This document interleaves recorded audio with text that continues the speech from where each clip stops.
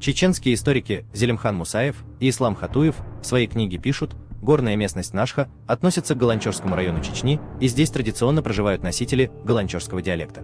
Представители тукхумов или тайпов Орстхой, Нашхой, Акхи, Кей, Галай, Елхарой, Мелхий. Обнаруженные памятники аланской письменности в настоящее время получается досконально расшифровывать только с чеченского языка. К примеру, ни один из оппонентов до сих пор не смог опровергнуть вариант перевода знаменитой зеленчукской надписи, предложенной чеченским ученым Хаджи Хизриевым. Небольшой экскурс в этнопсихологию. В этнографической науке принято считать, что обычаи и традиции, хранящие в себе и выявляющие дух любого народа, менее подвержены изменениям, деформациям, чем, скажем, к примеру, его язык. Чеченской психологии свойственно такое понятие, как преемственность. Каждое новое поколение в своих мировоззренческих постулатах ссылается на мораль, опыт и жизненную философию своих предков. Над поступками людей всегда давлела мораль, какой бы негативной она ни казалась нынешнему поколению чеченцев с точки зрения современного восприятия духовно-нравственных ценностей. Что же касается алан, историки отмечают, что они презирали старость и стариков, так как считали, что дожить до преклонных лет, спрятаться от опасностей и не погибнуть в боях в поисках славы является признаком трусости. Нечто подобное мы обнаруживаем и в психологии некоторых носителей галанчожского диалекта. У мелхистинцев, к примеру, считалось почетным иметь шрамы на лице. До недавних пор даже у женщин бытовала традиция проявлять презрение к старческому возрасту. Окажись он настоящим мужчиной, то давно бы погиб в какой-нибудь заварухе. Сохранилось также причитание по усопшему следующего содержания: «О, если бы ты не умер, а был убит, чтобы мы отомстили за тебя». Смотрите источник, книга «Чеченский архив», выпуск 3. Грозный. Ф. Г. У. П. и П. К. Грозненский рабочий. 2011 год. Глава Зелимхан Мусаев. Ислам Хатуев. Фрагменты древней нахской истории, отраженные в фольклоре и лексике чеченцев. Даргинский историк Далгат Башир Керимович в своей книге пишет: все малхистинцы – члены одного тейпа – Малхий, но внутри себя они делятся на ряд более мелких делений – тейпа, Гар и Некий. В столкновениях с другими тейпами малхистинцы всегда выступают единодушно, забыв свои распри, хотя внутри тейпа все живут друг с другом в страшной вражде на почве, главным образом кровничества. Я должен заметить здесь, что кровная месть и вражда между членами одного тейпа, рода, явление ненормальное для родового быта, и наличие их свидетельствует о разложении тейпа или большого рода на более мелкие родовые группы, Гар и Некий, и о крайнем ослаблении родственной и прочих связей между членами тейпа. Кровная месть наблюдается в малхиста в страшных формах, она – господствующий во всей жизни фактор. Там почти нет стариков, так как до старческого возраста мужчины не доживают, кончая жизнь от кинжала или пули. У них даже есть поговорка: когда какую-нибудь фамилию хотят унизить, то говорят: ну, кто они такие? Кого они убили? Кто у них убит? Смотрите источник, книга Б. К. Далгат. Родовой быт и обычное право чеченцев и ингушей. Русский историк Карпов в своей статье описывает легенды и предания самих мелхинцев и пишет следующее: некогда аварский князь-богатырь по имени Муцул взимал дань с чеченского общества малхиста, мелхиста. В то время в самом этом обществе подрастал собственный богатырь по имени Секи. Когда он вырос, то одолел князя-чужеродца. Убедившись в силе Секи и храбрости его, мелхистинцы выбрали Секи своим князем. И когда мелхистинцы обратились к нему с просьбой установить сумму налога, он сказал, что каждый дом ему обязан дать по мерке зерна, и что все невесты, которые будут выходить замуж на территории Мелхистана, должны будут провести с ним первые 3 суток, и только после этого они получат права на мужа. Население приняло эти требования, и жизнь пошла своим чередом. Однако среди местных жителей нашелся юноша, который не мог смириться с мыслью о том, что и его невесту ожидает упомянутая. От некоего старика он получил совет, как расправиться с Секи. Последний мог быть убит лишь собственной шашкой. Благодаря хитрости и сноровке юноше удалось отрубить Секи голову. Голова покатилась с горы вниз и дважды пробормотала: «Отныне нет князя в Мелхиста! Отныне нет князя в Мелхиста!» Вслед за этим все мелхистинцы вторили: «И не будет князя в Мелхиста! И не будет князя в Мелхиста!» И с тех пор в Мелхистах не было князя, и мелхистинцы живут как горные орлы. Еще одну отсылку передает другая редакция этого же предания. В ней отрубленная голова произнесла иные пророческие слова: «Пусть отныне после меня в Малхиста не будет никогда ни одного князя. Пусть в Малхистане никогда не будет голода. Пусть в Малхистане никогда не прекратится война и не перестанет литься человеческая кровь». Пророчество сбылось. Согласно материалам чеченского историка-краеведа Х. Д. Ашаева, весной в Горной Чечне традиционно устраивались состязания удальцов, съезжавшихся из окрестных районов. Главным призом победителю соревнований бывала красивая девушка. Далее привожу слова автора. Первой трети 20 века славой пользовался победитель обыкновенно недолго. Какой-нибудь безызвестный парень, желая прославить себя, подкарауливал победителя и убивал его. В малхистинском обществе этот обычай, к сожалению, существует и до сих пор. Стоит кому-нибудь прославиться геройством, другой убивает его, только для того, чтобы говорили: «Этот человек убил такого-то», писал Ашаев. Автор цитаты упростил ситуацию, сведя ее исключительно к чувству зависти незадачливого единородца, самолюбие которого было ущемлено чужой славой. Аналогичная практика физического устранения высоко поднявшегося над обществом на крыльях славы молодца существовала в соседней с Чечней Хевсуритии. Смотрите источник, статья Ю. Карпов, «Вождь и народ. Горско-кавказская редакция отношений». Чеченский историк Ахмад Сулейманов в своей книге пишет: Малхиста, Малхи. Общество Малхиста было расположено в бассейнах Мэши-Хи и Баста-Хи, левых притоков реки Чанты-Аргун. Ущелье тянется с запада на восток от границ ингушского горного общества Цори. На юге общество граничит с Грузией, на севере с чеченскими обществами Кэй и Терлой, на востоке к ущелью подходят отроги Тюлы-Лам и Тибула-Смта. Протяженность Малхистинского ущелья 18-20 километров. Из 14 небольших аулов, в которых жили малхистинцы, только 2 были расположены на правой стороне реки Мэши-Хи, Жаре, на карте Джарева, и Кэгине, на карте Кагинаха. Остальные населенные пункты, главным образом, были расположены на южном, солнечном склоне горы Карелам, тянущегося параллельно главному Кавказскому хребту. Может быть, это обстоятельство и послужило поводом называть жителей ущелья Малхи, что в буквальном переводе означает «солнечники». Но возможно и другое толкование. Малхистинцы в языческий период были, как и многие народы солнца, и огнепоклонниками. Об этом говорят как предания самих малхистинцев, так и многочисленные солярные знаки, высеченные на старинных сооружениях, жилых и боевых башнях, на склепах и культовых святилищах и храмах. Поэтому можем предположить, что и все ущелье носит название Малхиста. Что первая часть слова «малх» — «солнце» не вызывает сомнения. Окончание «иста» может обозначать и чеченское «ист», край, говорит то обстоятельство, что в районе верхнего течения Чанты-Аргун есть и другие топонимы с окончаниями «ста», «иста», «баниста», «майста», «магуста», «нахараста» и другие. Смотрите источник, книга Ахмад Сулейманов. Топонимия Чечни. Русский историк И. Л. Бабич и ингушские историки Г. Албагачева и А. Аплиев в статье пишут: «История кровной мести у народов Северного Кавказа». Одна из наиболее распространенных причин возникновения длительных кровнических отношений – неурегулированность различных вопросов, связанных с браком. Похищение девушки, соперничество юношей из-за девушки, неуплата калыма, проблемы, связанные со сватовством, все это могло вызвать месть у большинства северокавказских народов. В чеченском и ингушском обществах очень строго каралось похищение женщин. Самым тяжким преступлением, требовавшим кровной мести, было покушение на честь и нравственную чистоту женщины, особенно если происходило прелюбодеяние. Если была изнасилована замужняя женщина, то ее муж всегда стремился к совершению мести. Другой не менее важной причиной, способствующей возникновению кровнических отношений, было причинение имущественного ущерба. Часто кровная месть возникала при конфликтах во время раздела наследства, движимого и недвижимого имущества. В целом, ингуши, чеченцы, адыги и осетины соблюдали принцип талиона, то есть за причиненное ранение потерпевший или его родственники стремились ранить виновного, за убийство – убить. Месть не должна была превышать степень жестокости первого убийства. Нанесение побоев часто использовалось в качестве ответного действия за причиненный имущественный или незначительный физический ущерб, а также за доносительство, похищение девушек. Самой распространенной формой мести было, безусловно, убийство. Кровная месть, как правило, совершалась за умышленное убийство. У чеченцев и ингушей основная ответственность за пролитую кровь ложилась на членов фамилии виновного, а затем на остальных родственников, то есть на весь тейп. Такой же порядок существовал и при выплате компенсаций, выкупа, таам или пхья. Члены фамилий помогали выплачивать компенсации. Размер помощи виновному определялся степенью близости родственных отношений. По нормам чеченских и ингушских адатов при выплате компенсации соблюдалась определенная процедура примирения. У ингушей бывали случаи, когда процедура примирения оттягивалась на определенный срок. Этого не было у чеченцев, осетин, кабардинцев и других. Отметим, что хотя по вековым правовым обычаям выкуп для примирения враждующих семей был важной частью урегулирования кровных отношений, у чеченцев и ингушей все же считалось долгом чести для семьи и фамилии простить кровника вообще, без уплаты выкупа. Такое явление было редким и практиковалось лишь тогда, когда многочисленная потерпевшая фамилия, уважаемая народом, была вынуждена дать согласие на примирение под давлением авторитетных посредников. Особенно часто это происходило у плоскостных чеченцев.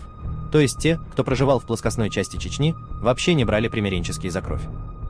В отличие от плоскостных чеченцев, как показывают полевые этнографические материалы, некоторые горные общества Чечни, как, например, Мелхинское, состоявшее из 14 сел, Галанчожское, состоявшее из 6, Кийский, Галанчожский, Акинский, Елхароевский, Нашхоевский, Мержоевский, сельские советы, и население, проживавшее южнее селения и Тумкале, Баблаевский, Тедлаевский, Хилдежероевский, Майстинский сельские советы, при примирении, напротив, брали выкуп, таам. Хотелось бы подчеркнуть, что в разных районах Чечни и Ингушетии нормы обычного права имели местные особенности, не совпадавшие подчас с правовыми обычаями соседних селений. Так, майстинцы, проживающие в верховьях Чанты-Аргуна на притоке последнего Майсты-Ахка, с гордостью уверяли, что не было случая, чтобы они простили когда-либо друг друга или соседним народам убийство своего сородича. Мелхинцы же, соседи майстинцев, напротив, иногда прощали кровь, получив установившийся по обычаю выкуп, таам, примиренческие. В то же время, быть уверенным в том, что мелхинцы, примирившись, не будут мстить, было нельзя. В отличие от них, на ингушей и плоскостных чеченцев, в этом отношении всегда можно было положиться, что после выплаты компенсации кровная месть не могла произойти. Смотрите источник, статья Г. Албагачиева. И. Л. Бабич. А. Плиев. Этнополитические аспекты правовой культуры народов Северного Кавказа, исторические корни и современность. Чеченский сайт Грозный информ сообщает, в разных источниках мелхисту называют на свой лад мелхиста, малхиста. Так или иначе, этот край вызывает большой интерес специалистов, как и людей, далеких от исторической науки. По многочисленным данным, первый источник, проливающий свет на быт мелхистинцев, книга о Чечне, вышедшая в 1859 году. Ее автор А.П. Берже отмечал, чеченцы, обитающие на долине, живут большими аулами, дома у них турлучные, внутри чисто, опрятно и светло. Комнаты нагреваются каминами. У горных чеченцев, живущих в верховьях Аргуна, где в лесе чувствуется большой недостаток, дома каменные. Чеченцы, живущие в верховьях Аргуна, живут гораздо беднее. Отмечал А.П. Берже. Как упоминается в исследованиях ученых, помимо трудных природных условий, народ жил в атмосфере межродовой вражды. Может быть, поэтому мелхистинцы обладали весьма воинственным нравом, предполагают специалисты. А вот как их описывает российский ученый, доктор исторических наук Ян Чеснов. Работа среди мелхистицев убедила меня в том, что они действительно потомки наиболее сильного в военном отношении подразделения вайнахского этноса арстхойцев, карбулаков. Издревле они населяли северокавказскую равнину. Глубоко в горах, в Мелхисте, между верховья Аргуна и Мэшихи, они оказались, вероятно, во время опустошительных походов Тамерлана по Северному Кавказу и здесь включили в себя исконно горское вайнахское население. В горах мелхистинцы не утратили воинственный нрав, они же укрывали Орджоникидзе от поимки царской охранкой. Поясняет ученый-историк Ян Чеснов. Примечателен следующий исторический факт. До депортации 1944 в Мелхисте побывал известный чеченский политолог Абдурахман Афтарханов. В труднодоступной горной местности он оказался в поисках убежища от НКВД. Вот что Афтарханов отмечал в своих мемуарах. В долине мы передохнули, закусили и ринулись на приступ последней вершины, а там уж рукой подать до места назначения. Поздно вечером достигли конца пути. Название местности было устрашающее – Беличи-Шахар, что значит «город мертвых». В стороне от истории и даже от советской власти возвышался аул Малхиста, что буквально означает «в стороне от солнца». Здесь жил Осман из Тейпа Джабраила. К нему мы и заехали. Вероятно, Осман был самым счастливым, отцом аула, ибо ни об отце народов никогда не слышал, не имел представления ни о газетах, ни о радио. В их селение, посланцем от советской власти, приезжал лишь раз в 3 года фининспектор. В горной Чечено-Ингушетии представлены, как в археологическом музее, знаки древних азиатских культур и христианского средневековья под открытым небом. Повсюду в горах встречаются городища, склепы, мавзолеи, сторожевые башни. К памятникам старины принадлежал и город мертвых. Боевую башню в горах имел каждый чеченский тейп, даже если он жил в долине. Боевая башня тейпа была одновременно символом его престижа и границей обороны от иноземных завоевателей. Отмечает Афтарханов. Далее Афтарханов пояснил, соль на Кавказском хребте заменяет деньги. Мало что можно было купить за деньги, а за соль – все. Керосин и спички тоже высоко ценились, но без них все же обходились. Все, что нужно было для домашнего обихода, а также одежду и обувь, производили сами. Хозяйства здесь преимущественно овцеводческие. Курдюки весили порой столько же, сколько сама овца. Тогда хозяева делали тележки, чтобы овца могла возить свой курдюк. Сеять хлеб умудрялись на лоскутках земли в лощинах, на покатых склонах гор и даже на крышах саклей. Коммуникаций никаких. Сосед соседу на противоположном уступе горы, чтобы не добираться полдня вверх-вниз по извилистым тропам, зычно кричит вести. В забытом богом и цивилизацией ущелье гнездились жалкие сакли-малхисты. как велика должна быть любовь к свободе и независимости наших предков, если они предпочли суровую жизнь отшельников в этих диких горах всем жизненным благом в долине, где хозяйничали чужеземцы. Я остался у Османа. Часто ходил вместе с ним пасти отару, которую он перегонял с плато вниз к ущелью. Солнце туда заглядывало на час-два, жизнь в стороне от солнца. Почему же? Я выбрал местом убежища именно Малхисту. После освобождения встретил я приятеля, которого не видел лет 10. Происходил он из чуждой семьи, поэтому был исключен из высшей школы, а чтобы спастись от репрессий, исчез из города. Вот он-то полушутя полусерьезно и предложил: будут трудности, приезжай ко мне в Малхисту, там раньше Богу душу отдашь, чем чекиста встретишь. Рассказывал о тамошней жизни, о нравах и обычаях, легендах и памятниках старины. Я поблагодарил его. Трудности случились, и я прибыл к нему в гости раньше, чем вернулся он из Грозного. Это была моя вторая неудача или удача.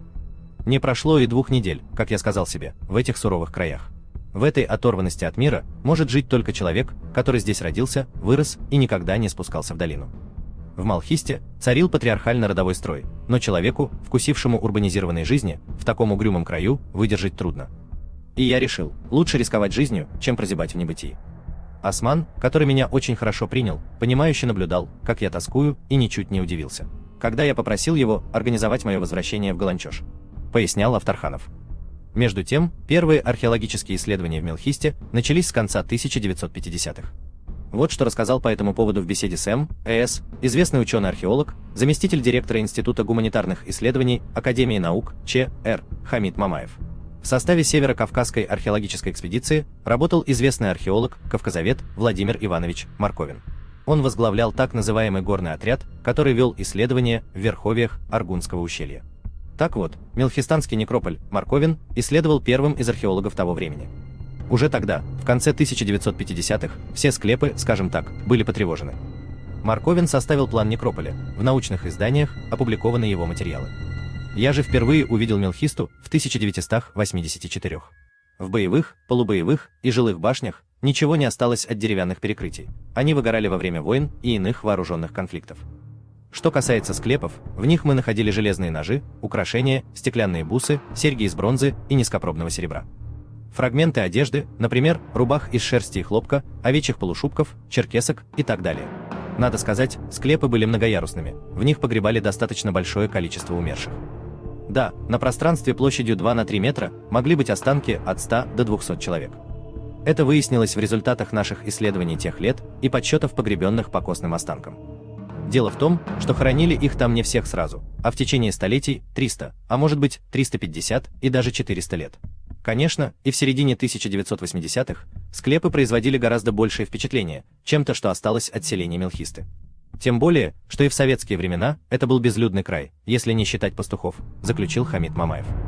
Историческая область Чеченской республики Мелхиста пустует со времен депортации 1944 года. Около 30 жилых и боевых башен, а также 42 склепа города мертвых рассматриваются сегодня правительством ЧР в числе главных достопримечательностей высокогорья и основных опорных пунктов развития индустрии туризма в республике. Смотрите источник, сайт Грозный-Информ. Статья «Знаки Мелхисты. Молодежная смена». Чеченский историк Лича Ильясов в своей книге приводит большие данные про чеченцев-мелхинцев и чеченцев в целом. Он пишет: трагическая участь постигла чеченские фамильные хроники, тептары. Тептар – вид фамильной, семейной хроники, в которой велась запись всех предков и наиболее важных событий в жизни фамилии и народа. В более древние времена тептары писались на чеченском языке грузинским алфавитом с 9-10 веков при сближении аланов с Византией греческим, а с 17 века на арабском языке или чеченском языке арабским письмом. Есть сведения о чеченских тептарах, написанных клинописью, а также об использовании чеченцами грузинского и греческого, византийского алфавитов. А надписи, состоящие из 2 строк и выполненные греческим письмом на камне основания одной из башен в селении Кирды в Аргунском ущелье, упоминает Н.С. Иваненков. Согласно чеченским тептарам, укрепление Кирды было построено аланским правителем, ушедшим в горы со своей свитой, спасаясь от нашествия отрядов Тимура. На чеченском языке выполнена аланская надпись на каменной могильной плите X-XI веков у реки Зеленчук в Карачаево-Черкесии. В 1944 году, во время выселения чеченцев, все тептары, так же как и теологические сочинения XVII-XIX веков на чеченском языке, у местного населения были изъяты и уничтожены. Отдельные экземпляры вывезены офицерами НКВД в Россию, несколько тептаров удалось спасти их владельцам. Возможно объяснение на основе чеченского языка и этнонима Аланы, если учесть, что в древние времена этнические образования нередко получали наименование в соответствии с их основным религиозным культом по имени главного божества или тотема. В течение тысячелетий основным культом древних нахских племен был культ солнца, культ дневного светила, который позже воплотился в идею единого и великого дела. Согласно древним источникам, культ солнца и огня был главным в религиозной идеологии Алан. Этноним Алан можно возвести к чеченскому слову алоо – пламя, жар, солнечный жар. Аланы – дети огня или солнечного пламени, что может также характеризовать их воинственный характер, о котором писали многие древние авторы. При дешифровке средневековых надписей нужно учитывать, что осетинский язык имеет довольно большой и древний пласт лексических заимствований из нахских языков. Согласно исследованию абхазского историка А. Гумбы, по данным письменных источников, античных, древнеармянских, древнегрузинских, во второй половине первого тысячелетия до нашей эры древние нахские племена занимали территорию от Прельбрусья и течения реки Малка на западе до подножия Андийского хребта и течения реки Аргун на востоке. Сообщения письменных источников согласуются с данными топонимики, языка, антропологии и этногенетических преданий нахских народов.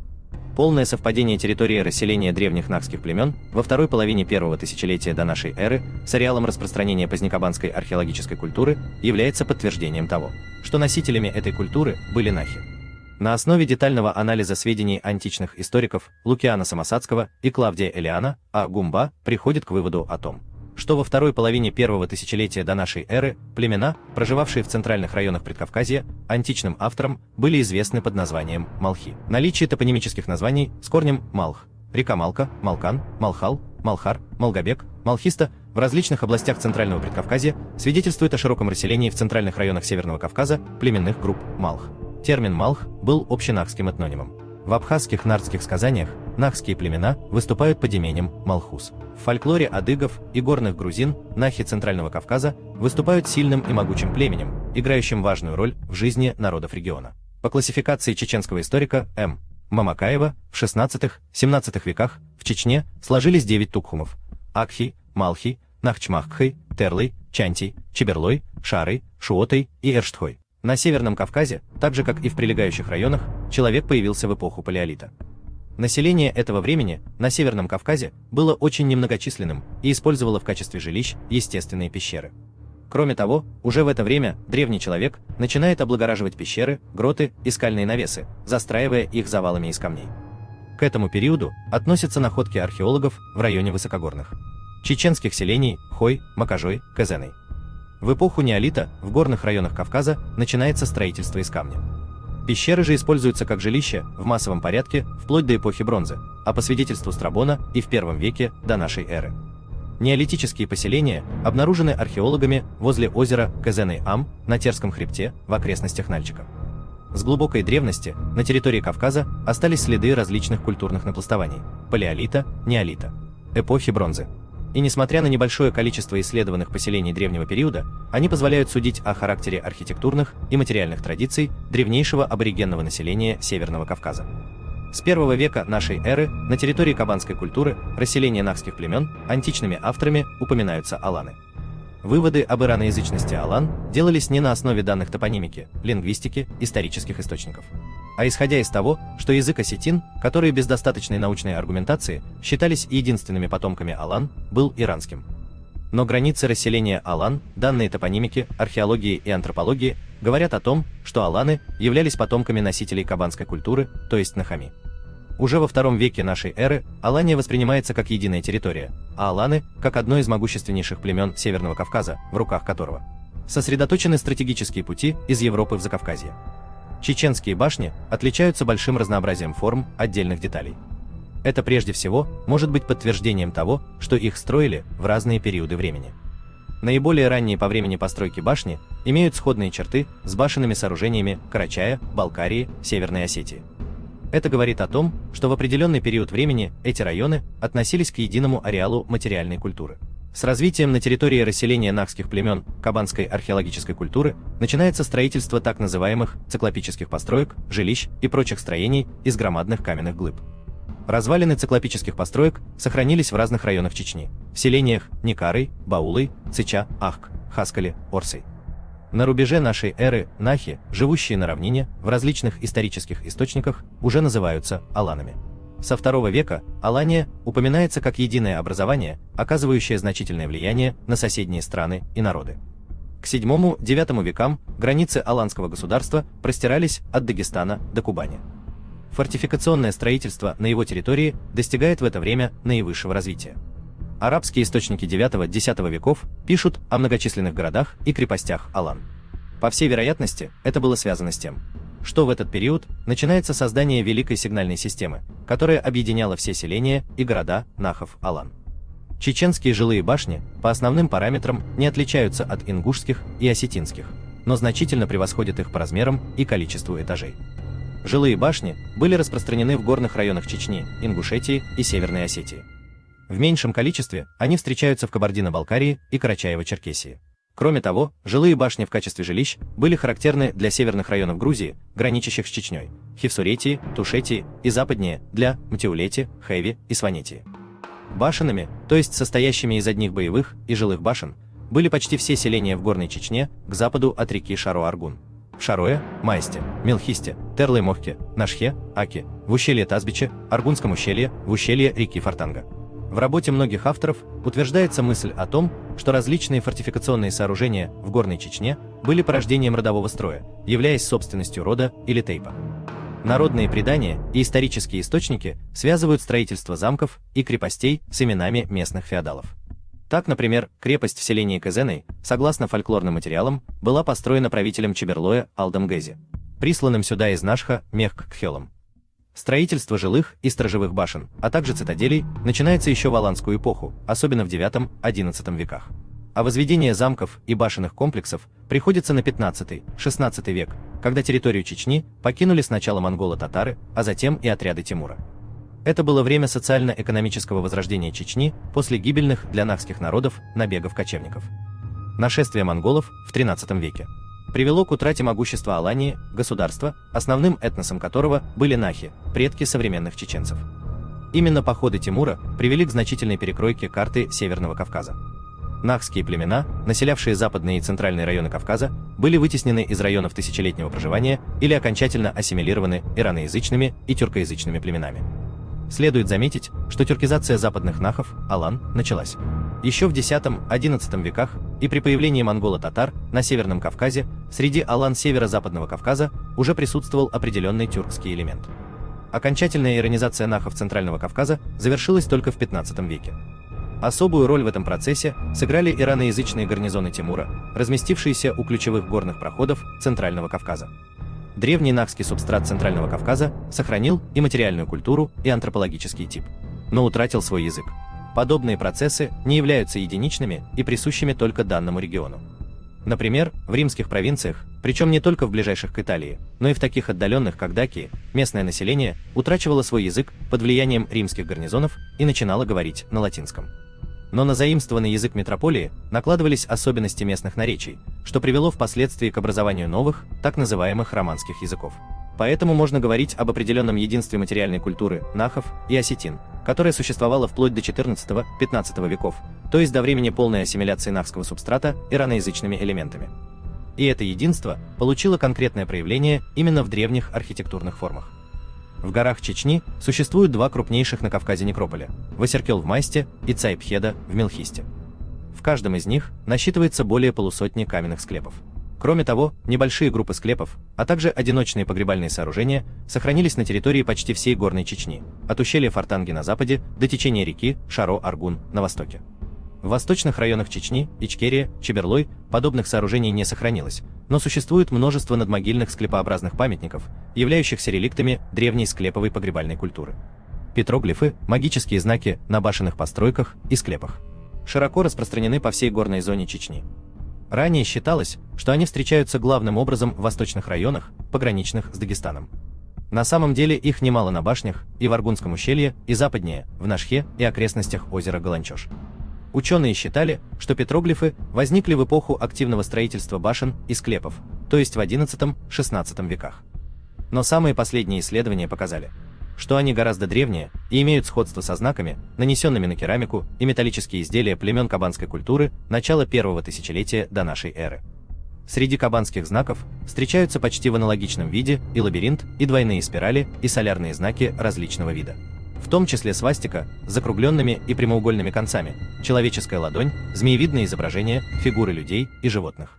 Такие петроглифы можно видеть на многих башнях Горной Чечни, в Мелхисте, Аргунском ущелье, в Чеберлое. Мелхиста – древняя историческая область Чечни, расположенная на левом берегу Аргуна, на границе с Грузией, между руслами рек Мэшихи и Бястахи. Мелхиста в переводе с чеченского «страна солнца». Название это, вероятно, связано с тем, что солнце считалось тотемным предком чеченского племени, жившего здесь. Хотя есть и другое предположение. Дело в том, что южные склоны хребта Каре-Лам, на котором находилось большинство селений Мелхисты, круглый год освящены солнцем. Остались в Мелхисте и следы былого христианства. Прежде всего в топонимике, например, в названии селения Джария, крестовое, которое расположено по правому берегу Мэшихи, а также Джария-Хастуй, крестовый родник, расположенный недалеко от селения. Можно отнести к христианскому изображению в виде распятия на боевой башне в Цойпеде, а также изображение человеческой фигуры с копьем, по всей видимости, святого Георгия, который был очень почитаем на Кавказе и отождествлялся с древним богом солнца. Именно здесь, по преданию, собиралось в прошлом общечеченское войско. Как гласит легенда, в далекие времена в Мелхисте, у подножия самых высоких гор, в ущелье, где быстрое течение Аргуна образует широкую дельту, один раз в год собирались чеченские воины. Как бы далеко они ни жили, каждый из них должен был прибыть сюда в назначенный день, пока не взошло солнце. Того, кто приезжал последним после восхода солнца, ждала казнь. Таков был закон, установленный Высшим Советом страны, Мехкхелом. Однажды, торопясь на очередной сбор, скакал по ущелью воин, зная, какое суровое наказание ждет его, если он опоздает. Но, увидев солнце, поднимающееся над вершинами, и стройные ряды воинов, он замедлил бег коня. «Ты опоздал, воин. Следуя закону, мы должны казнить тебя», — сказали ему старейшины, входившие в Высший Совет страны. «Но сначала ты должен назвать причину». Молчание нависло над ущельем, только мерный гул Аргуна нарушал тишину. Ни слова не произнес воин, опустив голову и приготовившись к смерти. «Ты должен назвать причину», — повторил старейшина. «Я вчера женился», — произнес воин тихо, «но узнал, что моя невеста любит другого. И решил погибнуть, чтобы она получила свободу и могла соединиться с любимым». Но тут послышался стук копыт, и люди увидели всадника, несущегося на быстром коне. «Подождите! Я приехал последним, казните меня!» — крикнул он. И когда спросили у него причину, по которой он опоздал, воин ответил: «Вчера девушка, которую я любил, вышла замуж. Зная, что ее жених может опоздать на сбор, я, приехав сюда пораньше, ждал его, спрятавшись в ущелье. И увидев его, сразу же поехал вслед за ним. Я не хотел, чтобы его смерть омрачила жизнь девушки, которую я любил. Я же готов к смерти». Удивились старейшины и ушли на совет. Наступил полдень, прошел вечер, и только поздно ночью они вынесли свой приговор. Пока среди нас есть такие благородные люди, ничто не угрожает чеченской земле. Мы отменяем суровый закон предков. Пусть больше никогда по этой причине не прольется чеченская кровь в ущелье Мелхисты. Когда-то Мелхиста была густонаселенной. Здесь насчитывалось до 14 селений. Доза, Банах, Камалх, Каратах, Джария, Бенист, Сахана и Колчу, Тертия. Мёши, их развалины, раскинулись по ущельям Аргуна и Мэшихи, в основном по южному склону хребта Каре-Лам, мрачным безмолвием, подчеркивая бренность жизни и вечность смерти и камня. Словно печать заклятия давлеет над башнями, в которых еще полвека назад бурлила жизнь и кипели человеческие страсти. Но более всего поражает мрачным великолепием Цойпеде, древний культовый центр Мелхисты. Цойпеде – это прежде всего некрополь, город мертвых, состоящий из полусотни каменных склепов. При входе в город мертвых у тропы стоят два столпообразных сооружения. Это сиёлинги, языческие святилища. Возле них выполняли разного рода культовые ритуалы и приносили в жертву животных. Кроме того, отправляясь в путь, в специальные чаши, посвященные божеству, люди клали деньги, кольца, серьги и другие ценные вещи, и никто до них не дотрагивался. Считалось, что тот, кто возьмет что-либо из этих вещей, в наказание будет лишен разума. Сразу за святилищами располагаются склепы, которые разбросаны небольшими группами по северному склону горы. Склеп, или по-чеченски Малх-Каш, то есть солнечная могила, это прямоугольная постройка в виде домика, выложенного из камней на известковом растворе. Наружные стены некоторых склепов замазаны глиняно-известковым раствором. Некоторые склепы состоят из двух помещений, одно из которых служило поминальной камерой. В ней вдоль стен выложены скамьи из камня и устроены ниши для свечей. В поминальной камере родственники в дни священных праздников пили ритуальное пиво и поминали покойных. В фасадной стене склепа устроен лаз, четырехугольное отверстие, обрамленное каменной рамкой. Старики утверждают, что в старые времена эти отверстия закрывались специальными каменными плитами. Очень часто камни с лицевой стороны склепов украшены петроглифами, они охраняли склеп от темных сил. Чаще всего это свастики, кресты, спирали. Кроме того, на некоторых склепах сохранились знаки, которые, вероятнее всего, были своеобразными фамильными гербами. Над лазом одного из склепов на северо-восточной стороне некрополя в стену встроен хорошо обработанный камень округлой формы, напоминающий человеческий череп. Он почти зеркально гладкий, по всей видимости, от постоянного прикосновения человеческих рук. Внутри склепов, вдоль стен, устраивались каменные полки в 2-3 ряда, на которых укладывали покойников. Рядом с умершим оставляли оружие, предметы домашнего обихода, которые, по представлению их родственников, могли им понадобиться в ином мире. Хотя большинство склепов было разграблено после выселения местных жителей в 1944 году, но до сих пор в некоторых из них чудом сохранились изделия из керамики и дерева, стрелы, женские украшения. Возникновение и существование коллективных склеповых захоронений датируется XII-XIV веками. Народные предания по-разному говорят об их происхождении. Согласно одной из легенд, склепы начали строить во время эпидемий, когда люди оставляли свои селения, спасаясь от мора, и некому было хоронить умерших.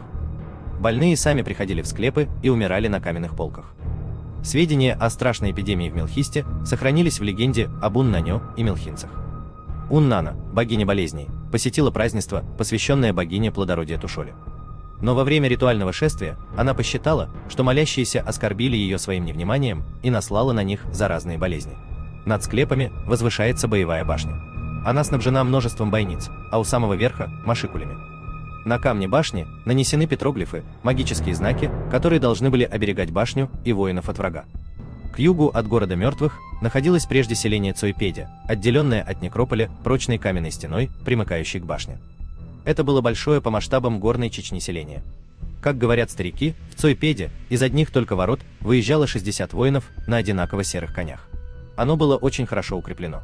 С северной стороны его прикрывала боевая башня и высокая каменная стена, с юга – высокий, неприступный обрыв, с юго-восточной стороны, над Аргуном, возвышается мощный замок. Селение Цойпедя было разрушено в результате междоусобной войны. Как рассказывает легенда, 3 месяца осаждали его враги и не могли взять. В Цойпеде жила девушка, возлюбленный которой находился в стане врагов. Поздней ночью она поднялась на стену и указала осаждавшим безопасный проход со стороны пропасти. Враги ворвались в селение, и оно было разрушено до основания. Вследствие удаленности от равнины и хороших естественных укреплений и фортификационных сооружений, построенных по всему Аргунскому ущелью, до Мелхисты редко доходил внешний враг. Но междоусобные войны, кровная месть, терзали эту землю. Подобное положение старики-мелхинцы объясняли проклятием Уннаны, богини болезней. Когда-то в Цойпеде жили 3 брата – Цатеш, Матеш, Макхера. Они совершали поминки по своей матери и приносили в жертву скот. Все именитые мелхинцы собрались здесь. Туда пришла и Уннана, чтобы пустить на людей заразу. На плечах у нее висели переметные суммы, полные золы. «Если мы не убьем Уннану, то она погубит наших гостей», подумали братья и ударом сабли отсекли ей голову. Голова Уннаны покатилась по склону и пробормотала: «Да не придет моровая болезнь в Мелхисту. Да не иссякнут война и вражда среди мелхинцев». Действительно, все в ущельях Мелхисты напоминает о том, что люди, которые здесь жили, находились в состоянии войны всех со всеми.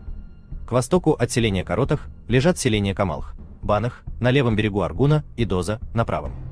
Посередине меж этих 3 аулов сохранилось живописное место, которое называлось Узумметия, место, где исполняются песни. В средние века, во время священных празднеств, жрецы пели здесь культовые песни, и когда раздавались звуки песни, жители окрестных селений знали о начале религиозных церемоний. Вверх по ущелью реки Мёшихи, вдоль хребта Карелам, лежат руины селений Икалчу, Бенист, Сахана, Тертия, Мышеях. В селении Тертия хорошо сохранился башенный комплекс, а также некрополь на южной окраине. На правом берегу реки Мышехи было всего лишь 2 селения – Кэгине и Джария. Сторожевая башня Джария видна с мыса Цойпеди.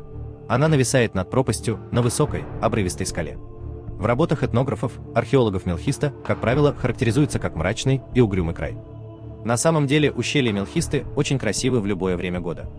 Весной здесь цветут дикая слива, шиповник, очень много разных цветов. Зимой, даже в январе, тепло и солнечно. Золотистого цвета трава и ярко-зеленые сосны живописно смотрятся на фоне серых скал и снежных вершин. Прекрасно вписываются в пейзаж и величественные башни, черные камни которых эффектно контрастируют с золотом травы.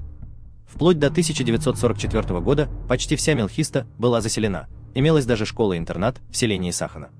Но после выселения жителей в 1944 году большинство боевых и жилых башен было взорвано, а некрополи разграблены. Смотрите источник, книга Лича Ильясов. Тени вечности. Чеченцы. Архитектура, история, духовные традиции. 2004 год. Абхазский историк Гурам Гумба в своей книге посвятил большую работу истории чеченцев, нахов. Также Гурам Гумба посвятил большую работу чеченцам-мелхинцам, древнему племени и этнониму Малх, связанным с мелхинцами и не только. Гумба пишет, исследователями убедительно доказано бесспорное нахское происхождение этнонима Нахчематианг, упомянутого древнеармянским географом в перечне племен, обитавших в азиатской Сарматии.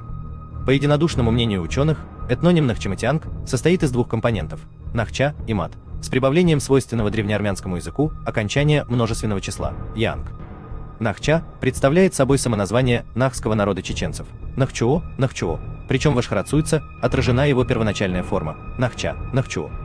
Что же касается компонента – мат, то это слово в нахских языках имеет широкое распространение и употребляется в различных значениях – язык, земля, страна, место, племя, народ. Так или иначе, термин «нахчематианг», встречающийся в тексте ашхарацуйца, несомненно, является нахским этнонимом. Этноним Нахаматианг употребляется в ашхарацуйце не только в этническом, но и в политическом собирательном значении, и под этим названием имеются в виду племена, проживавшие в северной и южной частях Центрального Кавказа во второй половине первого тысячелетия до нашей эры. Важные сведения о нахских племенах содержатся в сочинении древнегрузинского историка XI века Леонтия Мравели «Жизнь картлийских царей». Нет сомнения в том, что термин «кавкасиане» Леонтий Мравели употребляет в этническом смысле и обозначает им нахские племена, проживавшие в районах Центрального Кавказа. На нарисованной в древнегрузинском источнике этнической карте Древнего Кавказа нахские племена, кавкасиане, занимают северные и южные части всего Центрального Кавказа. При этом границы страны нахов, кавкасиане грузинского историка и нахаматиан армянского географа полностью совпадают. Привлекает внимание этноним Малх, сохранившийся в абхазском и адыгском фольклоре. В ряде сказаний абхазского нартского эпоса, относимых к древнейшим слоям. Абхазские нарты при международных контактах часто сталкиваются с этнической группой, племенным объединением, выступающей под названием Малхус, варианты Мархус, Матхус, где формант, ус, является этническим показателем, то есть речь идет о малхийцах, или мархийцах, или матхийцах. Если судить по сказаниям, древние абхазы и малхузы, матхузы, мархузы на протяжении длительного времени находились в тесном контакте друг с другом. Взаимоотношения малхов и абхазских нартов были многогранными. Эти народы вместе совершали успешные военные походы против великанов. Отражали нападения полчищ неких рыжих, светловолосых людей. Иногда они враждовали между собой, в частности, на почве похищения невест и так далее. Для обозначения какого этноса употреблялось название «малх» у древних адыгов и абхазов. Можно установить достаточно определенно из сохранившегося в современном адыгском языке этнонима «мыщхыщ», которым адыги до недавнего времени называли вайнахов. Следовательно, можно предположить, что, возможно, в прошлой эпохе абхазам и адыгам нахи были известны под именем Малх, Малхус, именем, которое сохранено в древних пластах абхазских и адыгских нартских сказаний. Если в фольклоре, абхазском и адыгском, название Малх было законсервировано, как это обычно бывает, то в живом языке, в соответствии с законами его развития, этноним Малх в адыгском варианте со временем трансформировался в Мыщх. Этноним Малх в нахской этнонимии находит реальное подтверждение в лице родоплеменной группы Тейп, малхийцев, Малх-И, населявших высокогорную историческую область Чеченской республики Малхиста, расположенную на левом берегу Аргуна, между руслами рек Мэшихи и Бастыхи. Нахские малхи также названы среди народов Центрального Кавказа в грузинском письменном источнике XIII века. История и культура малхов, как и происхождение их этнического имени, давно уже представляет большой интерес у ученых. Археологические раскопки в Малхисте обнаружили яркие материальные памятники, свидетельствующие о силе, многочисленности и достаточно высокой культуре этого нахского племени, уходящей вглубь древности.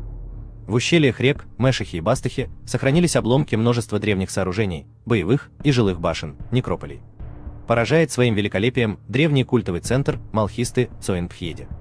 Это некрополь, город мертвых, состоящий из полусотни каменных склепов. Судя по дошедшим до наших дней преданиям, в далекие времена Малхиста была военно-политическим центром, и именно здесь, у подножия самых высоких гор. В ущелье, где быстрое течение Аргуна образует широкую дельту, один раз в год собиралось тогда общее вайнахское войско. В настоящее время этноним Малх, Малхий, имеет локально-территориальный характер, и его носители до сих пор проживают в области Малхиста. Однако, как можно будет увидеть ниже, термин Малхий в древности имел более широкое содержание. Наиболее яркие свидетельства существования культа Солнца у племен Центрального Кавказа проявляются в археологических материалах кабанской культуры. То, что практически на всей территории распространения кабанской культуры обнаруживаются многочисленные предметы, относящиеся к культу Солнца, отражено в научной литературе, поэтому не будем вновь об этом говорить. В качестве примера отметим лишь Сержен-Юртовское поселение, где открыто древнее святилище, расположенное на отдельном холме. Среди предметов ритуального характера здесь также обнаружены жертвенники, глиняные антропоморфные и зооморфные статуэтки, глиняные модели колес, пентадеры с магическими изображениями креста, свастики и спирали. Все эти предметы служат неоспоримым свидетельством присутствия культа Солнца и неба. Антропоморфные и зооморфные фигурки говорят о культе плодородия, также связанном с дневным светилом. Стоит отметить также и древние каменные здания, сохранившиеся до сих пор в горных районах почти всего Центрального Кавказа. Эти небольшие домики, сложенные из обтесанного камня, обычно стоят на высоких скалах. Обряды моления, совершавшиеся в этих местах еще в XIX веке и зафиксированные многими этнографами, не оставляют никаких сомнений в том, что первоначально эти храмы были посвящены божеству Солнца и огня. Обширные древние некрополи, каждый из которых имеет более полусотни наземных склепов, известных у чеченцев и ингушей как Малх-Каш, то есть солнечные могилы, найдены на территории Чечни, Малхиста, Майста, Ингушетии, храм мага Йорды на горе Маготе, святилище Мать-Лам, Мята, и Северной Осетии, Даргавс, где находится город мертвых, называемый Маат, Матхох. Солнечным является и название соседнего с Малхистой области Майста, Мааста, Маашта, и проживающего там родоплеменной группы Тейп, майстинцев. По некоторым преданиям, Майста является прародиной едва ли не всех вайнахов. Общенахский характер культа Солнца находит свое отражение и в повсеместном изображении солярных знаков на различных предметах древней материальной культуры чеченцев, ингушей и бацбийцев, что отмечено многими исследователями. На территории Центрального Кавказа найдены также многочисленные изображения тотемного волка на топорах, пряжках, свидетельствующие, по мнению ученых, и мещанинов, и Крупнов, о развитости культа волка у древних племен Центрального Кавказа. Как известно, в религиозных верованиях древних людей волк являлся помощником солнечного верховного божества и подчинялся ему. Языческий культ Солнца, особенно отчетливо проявившийся в археологических находках, находит отражение и в этнографическом материале, подтверждая, что солнечное божество было главным в пантеоне древних вайнахов. Так, во время всех празднеств, в том числе и в честь других языческих богов, все молельни были обращены на восток, и люди с благоговением наблюдали, как вдали появляется божественное солнце. Когда солнце восходило, все возносили ему хвалу и молитву: «Божье солнце, принеси нам благодать свою». Весьма часто в вайнахских народных сказках и преданиях герои-богатыри идут в бой с заклинанием «Малх, Сагахьебу», «Солнце на моей стороне». Наиболее яркие свидетельства почитания культа Солнца обнаружены в древнем храме мага Йорды на горе Маготе, близ селения Салги, а также в святилищах Мать-Лам и Мята на Столовой горе. Довольно веским аргументом в пользу общенахского характера божества Солнца Малха являются этногенетические предания чеченцев и ингушей. По одному из вариантов этногенетических преданий чеченцев, записанном А.П. Берже, легендарным родоначальником всех чеченцев был Молкх. И Дахкельгов уточняет, что имя Молкх восходит к Малх. А по преданию ингушей, легендарным родоначальником всех ингушей является Мага. В данном случае к понятию Ма, солнце, прибавляется, видимо, имя легендарного предка Ингушей-Га, в образе которого также прослеживаются яркие черты солярного культа. Так, по сказаниям, Га приходится сыном Солнцу, Ма носит медную обувь и в критические минуты всегда взывает о помощи к отцу Солнцу. Как отмечено выше, древний храм, носящий имя Мага, Мага Йорды, был также посвящен солнечному божеству. Все это ясно свидетельствует о том, что имя легендарного родоначальника ингушей также происходит от имени бога Солнца. Таким образом, по этногенетическим преданиям, имя мифического прародителя чеченцев и ингушей восходит к понятию Малх, Мага, Матх, Марх, бог Солнца. Отсюда со всей очевидностью следует, что культ Солнца и огня носил общенахский характер, и бог Солнца, Малх, являлся общенахским верховным богом. Как известно, в древности переход имени верховного божества в этноним был закономерным явлением. Названия очень многих племен таят в себе имена богов-покровителей. Можно без особого преувеличения сказать, что имя племени – это имя бога, следовательно, сохранившийся в древних пластах нардских сказаний абхазов и адыгов, этноним Малх свидетельствует о том, что соседним народам нахи были известны под именем своего верховного бога Малх. Примечательно, что все варианты названия Малх, Ус, Марх, Ус, Матхус сохранившиеся в абхазском древнем эпосе, находят свои надежные параллели и объяснения в нахских языках. Видимо, диалектные варианты матх, марх, малх сосуществовали в нахских языках с древнейшего периода. Об этом свидетельствуют древние топонимы, образованные от имен малх и матх, или мат, закономерным выпадением ха в сложных словах, и связанные с языческими храмами и святилищами. Со временем, с изменением исторической обстановки, а также этнической и политической ситуации, вероятно, произошла и смена верховного бога нахов. Имя Малх, применявшееся для обозначения общенахского верховного бога, в процессе дальнейшего развития и расселения нахских племен, видимо, утратило свое первоначальное значение и превратилось в имя легендарного прародителя нахских народов, чеченцев и ингушей, Малх, Мага. О подобном явлении постепенного смыслового и фонетического расхождения, первоначально общих для родственных племен божеств, писал еще Д. Фрезер. Могло случиться так, что одни и те же божества, когда-то почитавшиеся общими предками до расселения племен, в процессе дальнейшего развития так переродились, что неузнаваемой стала их первоначальная тождественность. Таким образом, появляются веские основания считать, что в нардском эпосе кавказских народов, абхазов и адыгов, нахи упоминаются под именем их верховного бога – Малх. Здесь стоит вспомнить современное осетинское название ингушей – Махал, Макал, Махалон, Макалон, связь которого с нахским словом Малх, Матх, Магал, кажется вполне очевидной. Замечателен в этой связи тот факт, что форма Махли встречается также и у чеченцев. Так, М.Х. Ашаев пишет, что в Горной Чечне его информатор, чеченец, считал себя потомком Махло, а о том, что осетины называют ингушей Махалон, он не знал. Как известно, чеченцы и ингуши – близкородственные народы. Несмотря на определенные различия, современные чеченцы и ингуши при общении наряду с нахчо, чеченец, и галгай, ингуш, часто используют в качестве самоназвания этноним Вайнах, Вайнах, Вейнах, наш народ. Ты нашего народа.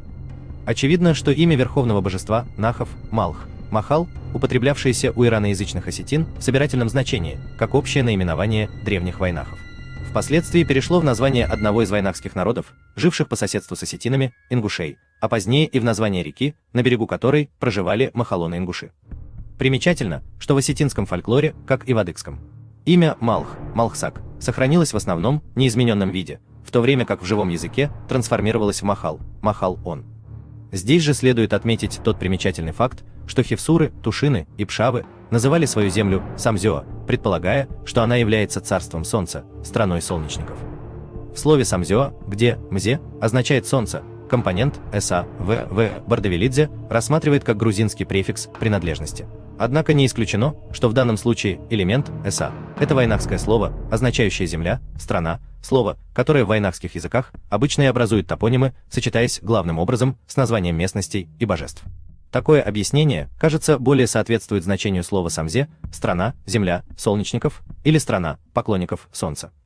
Обращает на себя внимание и тот факт, что понятие самзёа – страна, поклонников солнца сохранилось только у горцев, пшавов, хевсур, тушин и других, принадлежность которых в древности и в средневековье к вайнахскому этническому миру давно уже не вызывает сомнений в научной литературе.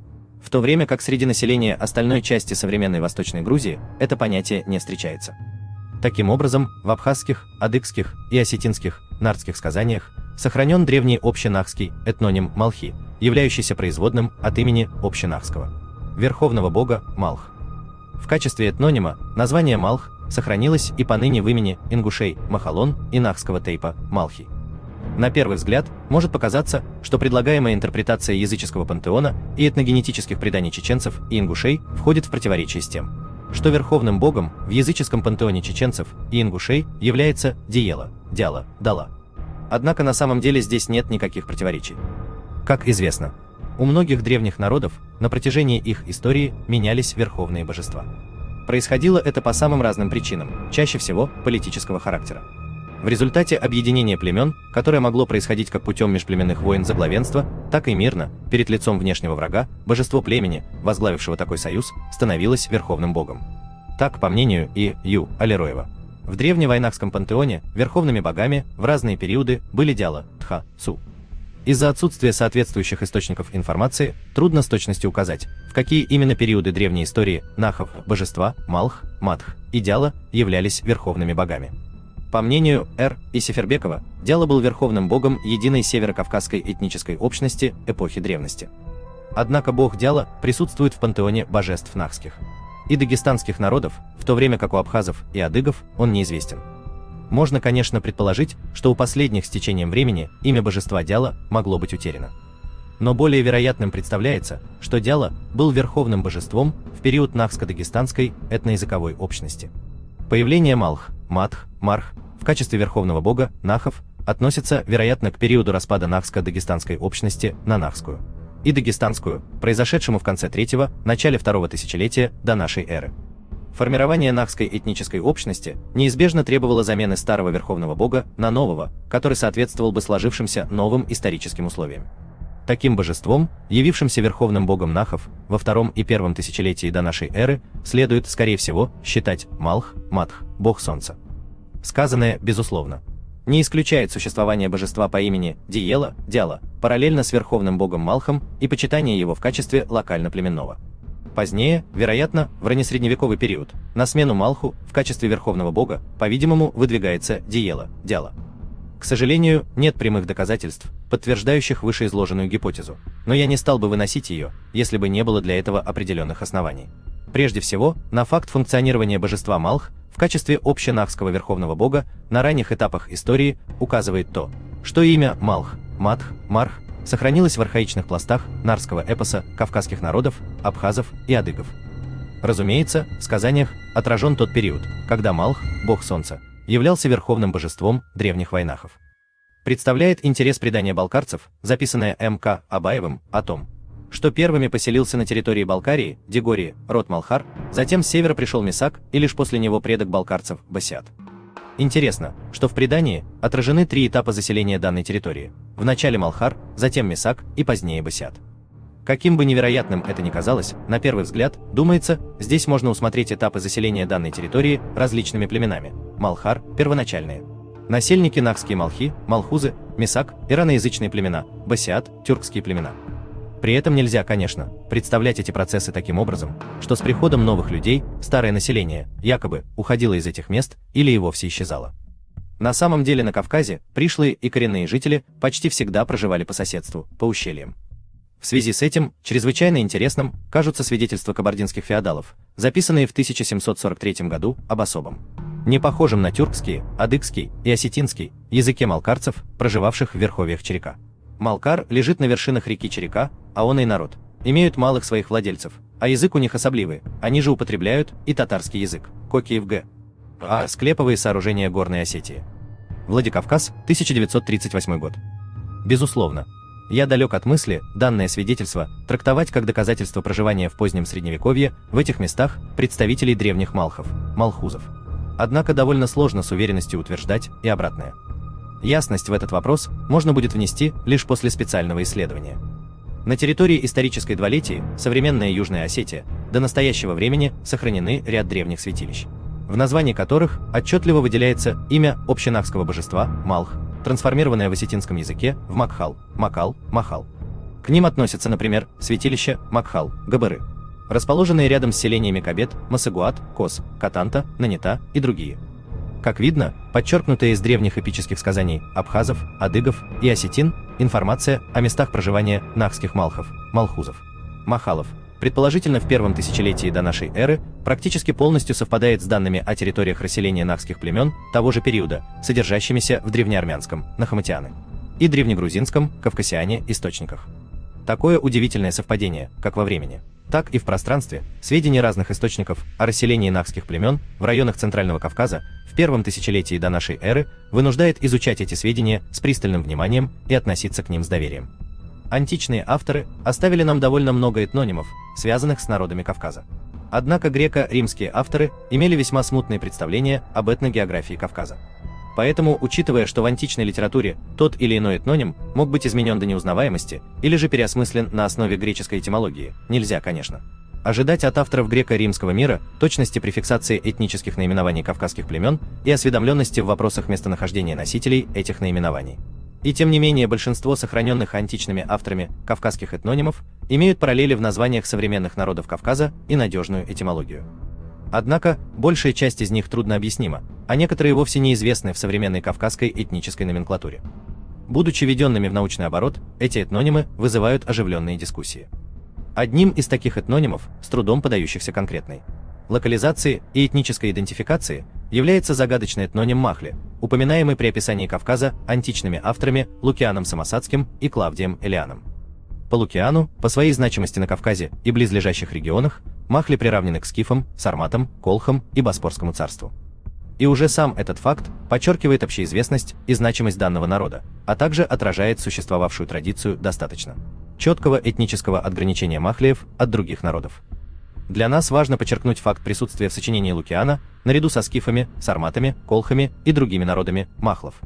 В комментариях к текстам античных авторов в издании В. Латышева, Л. А. Ельницкий, отождествляя махлиев Лукиана с махилонами Ариана, отмечает, что махли должны быть локализованы на севере Колхиды. Р. Ж. Бетрозов же размещает махлиев на западном побережье Азовского моря. Однако трудно судить, на чем основана такая локализация, ибо автор не дает никаких обоснований, да и вряд ли их можно найти, так как это противоречило бы сведениям, приведенным Лукианом. И все же, несмотря на видимую сложность, детальный анализ текста Лукиана позволяет все-таки более или менее конкретизировать территорию проживания махлиев. Отправным пунктом здесь служит то, что Адирмах увез свою невесту в Меотию, к махлиям. Место расположения Меотии, Меотида, античным авторам было известно довольно хорошо. Это восточное побережье Азовского, Меотийского моря. В то же время нельзя упускать из виду то обстоятельство, что именем Меотия древние авторы часто обозначали не только восточное побережье Азовского моря, но и территорию всего Азовско-Каспийского бассейна и даже Аральского озера. Следовательно, термин Меотия употреблялся в двух смыслах – в узкособирательном. Когда имелись в виду собственно меотийские, древнеадыгские, племена восточного и северо-восточного побережья Азовского моря, и в широком, собирательном, когда имелась в виду вся территория Северного Кавказа. Поэтому локализация тех или иных племен и народностей, размещенных античными авторами в Меотии, требует тщательного исследования. И в выражении Лукиана Махлии в стране Меотии имеем лишь общую ориентацию проживания махлиев на востоке от Азовского побережья.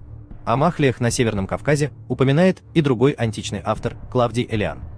Некто по имени Дионисий, по занятию купец, свидетельствует Элиан, часто совершавший из-за корыстолюбия многие отдаленные плавания и поднявшийся далеко от Меотиды.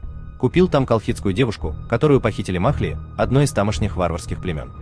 По Элианау, купец Дионисий прибывает в страну махлиев, поднявшись далеко от Азовского побережья, что косвенно указывает на направление его пути к верховьям Кубани, Ставропольской возвышенности, то есть в районы Центрального Кавказа. Факт проникновения боспорских греков в центральные районы Северного Кавказа уже с V века до нашей эры сегодня ни у кого не вызывает сомнений. Об этом свидетельствуют как археологические находки, так и сохранившиеся на них греческие надписи. Судя по найденным предметам античного импорта, Центральный Кавказ был включен в орбиту античной торговли уже с середины первого тысячелетия до нашей эры. В VI-I веках до нашей эры древние греки организовывали фактории, торговые пункты, поселения, не только в Прикубани, но и в районах Центрального Предкавказья. Представляется вполне вероятным, что Дионисий поднялся далеко от Меотиды в одну из таких факторий, расположенную в западной части Центрального Кавказа, где и купил колхидскую девушку. Подтверждением проживания махлиев Элиана именно в районах Центрального Кавказа служит и то обстоятельство, что махли похитили именно колхидскую девушку, что возможно было совершить, лишь будучи соседями колхов. Таким образом, данные древнегреческих авторов Лукиана и Элиана о локализации во второй половине первого тысячелетия до нашей эры махлиев в районах Центрального Кавказа дают определенные основания предположить, что этноним махли античных источников является искаженной формой название Малхи, и перед нами один из многих примеров изменения термина в другой языковой среде вследствие метатезы Малхи-Махли. Вероятно, нахский этноним Малхи попал в античную литературу через абхазскую, адыгскую или ираноязычную, сарматскую среду уже в измененной форме – Махли. Думается, что все вышеизложенное дает достаточно оснований для следующего заключения.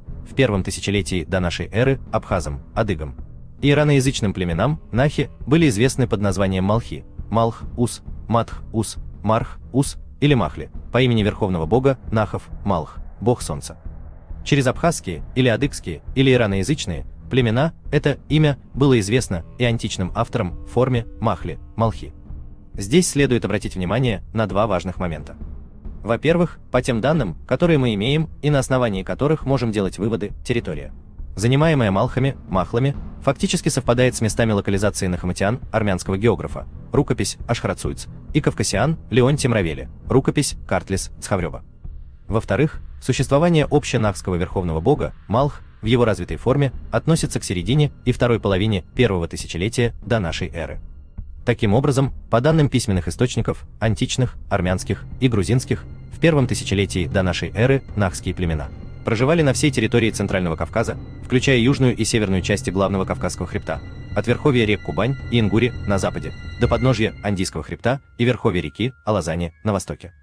На юге граница расселения нахов совпадала с границей Азиатской Сарматии, проходившей с запада на восток по Игрийскому и Рачинскому хребтам, по северной окраине Лихского хребта, а далее на юго-восток, по линии Женвали, Тианети, Квелдаба.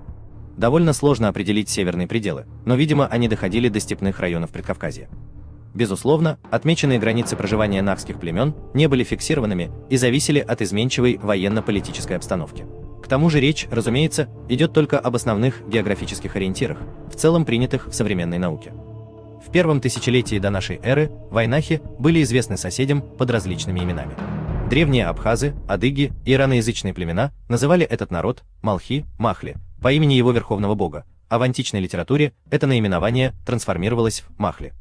В Ашхарацуйца нахи упоминаются под их самоназванием Нахаматианг, в древнегрузинском источнике Картлис, Цхаврёба, Кавкасиане и Дурдзук. Ситуация, когда один народ известен под несколькими этническими именами, данными ему соседями, является довольно характерной, и примеров тому множество, особенно среди кавказских народов. Это объясняется как разнородностью источников, их использующих, так и языковой и этнической мозаичностью населения Древнего Кавказа. Почти полное совпадение сообщений разных, независимых друг от друга, источников о проживании древних вайнахов в первом тысячелетии до нашей эры на всей территории южной и северной частей Центрального Кавказа, как будто оставляет мало места для сомнений. И все же абсолютная уверенность в нашей правоте могла бы показаться преждевременной, не будь у нас под рукой других веских доказательств, подтверждающих все сказанное выше, каковыми являются топонимика, язык, антропология, археология и фольклор, и речь о которых пойдет в следующей главе. На территории Центрального Кавказа, где по данным различных, независимых друг от друга источников, рассмотренных в предыдущей главе, в первом тысячелетии до нашей эры жили нахские племена. В тот период бытовала знаменитая кабанская археологическая культура. Свое название, кабанская, эта культура получила по месту первых находок, сделанных в 1869 году в селении Кабан, в Тагаурском ущелье Центрального Кавказа, Северная Осетия. На основании исследования более 500 памятников, обнаруженных за последние 100 лет, более чем в 150 местах северного и южного склонов главного Кавказского хребта, кабанская культура признана учеными одной из самых ярких археологических культур Старого Света, эпохи поздней бронзы и раннего железа. Кабанская культура генетически связана с более ранними культурами Кавказа и вызрела из предшествовавшей ей в этих местах северокавказской культуры, корни которой, в свою очередь, уходят в майкопскую и куро-аракскую культуры. Во всех вариантах кабанской культуры отчетливо прослеживается преемственная связь с культурой бронзового периода, а последней – с культурами более ранней эпохи. В научных кругах по сей день не прекращаются дискуссии также по проблеме определения ареала кабанской культуры в целом и ее локальных вариантов внутри общего контура. Тем не менее, безусловным и бесспорным итогом более чем столетнего изучения данной культуры стало то, что сейчас ее ареал устанавливается по всему Центральному Кавказу, включая обе стороны Большого Кавказского хребта и высокое плато современной Ставропольской возвышенности. Вместе с тем, сам факт столь поразительного сходства между перечисленными культурами наталкивает на мысль, что, возможно, их носителями были родственные племена, принадлежавшие к единой этноязыковой группе. Во всяком случае, как увидим ниже, накопленный к сегодняшнему дню материал делает вполне правомерным существование такой гипотезы. В настоящее время стало возможным наметить западную, южную и восточную границы кабанской культуры. В то же время определить северные пределы ее распространения гораздо сложнее. Можно лишь предположить, что на севере кабанская культура охватывала Ставропольскую возвышенность и степные районы междуречья Кумы и Терека. Археологи рассматривают кабанскую культуру на всех этапах ее развития как культуру автохтонного прочно оседлого населения горных ущелий, долин и предгорий Центрального Кавказа. Автохтонность кабанской культуры выступает не как механическое повторение застывших форм и явлений, а как диалектический процесс смешения и контактов, поглощения и органического включения родственных и чужеродных элементов при сохранении комплекса компонентов, подтверждающих наличие древнего не только хозяйственно-культурного, но и этнического ядра. Что касается проблемы конкретной этноязыковой принадлежности носителей данной культуры, то, говоря словами В. и Кузнецова, сейчас мы можем утверждать лишь то, что древние кабанцы органически связаны с кавказским этнокультурным миром и являются местными кавказскими аборигенами, однако остается открытым вопрос о том, принадлежали ли они, скажем, к кругу протовайнахских племен или представляли самостоятельную языковую и этническую общность. Тем не менее, большинство археологов склонны решать этот вопрос в пользу именно нахских племен. По Е. и Крупнову После последовательного и неоднократного внедрения ираноязычных элементов в местную кавказскую этноязыковую среду кабанской культуры стали формироваться основы будущих народностей срединной части Северного Кавказа – чечено-ингушей и осетин. Согласно В. Иабаеву, осетинский язык – это иранский язык, формировавшийся на кавказском субстрате, и этот субстрат является общим для чечено-ингушского и осетинского языков и родственным чечено-ингушскому языку. В. И. Марковин считает, что современные осетины в древности также были вайнахами. А затем долгое соседство с аланами и их влияние лишили их родного языка, и они стали называться осетинами, а другая часть вайнахов, ингуши и чеченцы сохранили свой язык. В.Б. Виноградов, указывая на существование в пределах кабанской культуры вполне зримой этнической общности, полагает, что единым языком этой общности, представленным во множестве более или менее близких диалектов, был протовайнахский. Помимо этого, он делает весьма важное замечание о том, что постоянное акцентирование процесса дробления кабанской этнической общности на дочерние этнографические группы не снимает вопроса о наличии у кабанцев всех или крупных их частей, общего самосознания, а также и собирательного названия. Указывая на то, что аборигенное население, создавшее кабанскую культуру, приобретает все права этнической общности В.Б. Виноградов выдвинул гипотезу о наличии у кабанцев в VII-IV веках до нашей эры общего наименования, которое в определенных условиях отражало самосознание кабанской этнической общности. В настоящее время, похоже, можно говорить о том, что гипотеза, выработанная известным кавказоведом на основе изучения археологического материала, находит реальное подтверждение в письменных источниках. Так, в армянском источнике отражено общее самоназвание нахов, нах, нахаматян, в грузинских и античных источниках приведены общие собирательные названия древних вайнахов, кавкасианы, махли, малхи, под которыми они были известны своим соседям. Как было отмечено в предыдущей главе, все упоминания нахских этнонимов, встречающиеся в этих источниках, относятся к первому тысячелетию до нашей эры, а территория проживания нахских племен в это время практически полностью совпадает с ареалом распространения кабанской культуры. Таким образом, версия археологов о возможном нахском облике кабанской культуры подтверждается данными письменных источников. Впрочем, следует отметить, что сама постановка вопроса о связи нахского этноса с кабанской археологической культурой не только правомерна, но давно уже подготовлена развитием всей кавказоведческой науки. При изучении проблем этноязыковой принадлежности кабанской культуры используются самые разные данные – топонимика, язык, антропология, и эти данные, как в отдельности, так и в совокупности, на протяжении многих десятилетий неизбежно приводят исследователей к нахскому этносу. Сравнительный исторический анализ исконно кавказских языков дает неоспоримые доказательства формирования нахской этноязыковой общности на территории распространения кабанской культуры. Еще Н. Я. Мар пришел к выводу о том, что в древности абхазы, адыги, вайнахи и дагестанцы занимали территорию всего Кавказского региона, от Черного и Азовского морей до Каспийского, и лишь позднее в их родственную среду вклинились грузинские, иранские и тюркские племена. Мнение Н.Я. Мара, получившее подтверждение в результате новейших исследований, сегодня разделяет большинство специалистов-языковедов. Что же касается нахских народов, чеченцев, ингушей и бацбийцев, их язык занимает промежуточное положение между дагестанскими и абхазо-адыгскими языками, и они проживали на землях, расположенных между дагестанскими и абхазо-адыгскими племенами, то есть в районах Центрального Кавказа. Соседство между нахскими и абхазо-адыгскими языками было довольно длительным, что не могло не отразиться на уровне языковых соответствий между ними. Как отмечают языковеды, степень лексической близости между абхазо-адыгскими и нахскими языками обусловлена не только общностью их происхождения, но и длительным сосуществованием. Позже, в результате постепенного занятия ираноязычными и грузиноязычными племенами промежуточных зон между абхазо-адыгскими и нахскими племенами и вызванного этим прекращения непосредственного этнического соседства, процесс дивергенции между языками последних углубился. Непосредственными потомками ираноязычных племен по языку на Кавказе являются осетины. Однако специалисты-языковеды обращают внимание на то, что осетинский язык, имея бесспорную иранскую основу, в то же время носит глубокие следы влияния кавказских языков в фонетике, лексике, морфологии, синтаксисе, которые не могут рассматриваться как внешние заимствования, а представляют органический вклад из кавказского субстрата, то есть из тех языков, которые были на данной территории до появления здесь североиранских племен. Как отмечает В. Иабаев, в осетинском мы имеем дело не только с кавказскими влияниями, но с кавказским субстратом. Что это значит?